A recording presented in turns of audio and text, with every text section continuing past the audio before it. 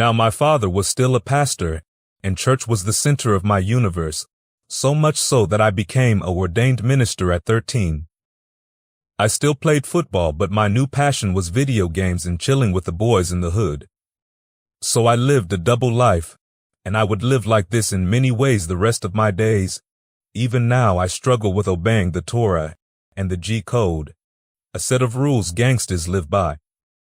It also showed up in my back-and-forth travels from Palestine to Waco, where I would turn my family and friends onto the ways things were in the city.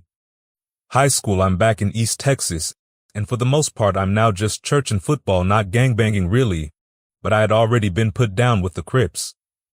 A Crippin' youth minister imagined that only in the good old US of A. I began to excel in church and school. I was good at football and had offers from different colleges. I remember being invited to Texas A&M one weekend. Kyle Field, home of the 12th man, 100,000 screaming fans. It was more people in this stadium than in my hometown when they cheered. The earth shook, and the bleachers would sway and rock when they swayed and rocked. This was the next level. This was football heaven. Here you were treated like royalty, and I had offers to the University of Miami, Baylor, and Waco, where everyone just knew I was going to go because of that being my second home. But then my double life caught up with me. I was still smoking weed, and when the oil started drug testing high school students for PEDs, I tested positive for marijuana. Thanks a lot, Sammy Sosa, Mark McGuire, and Barry Bonds.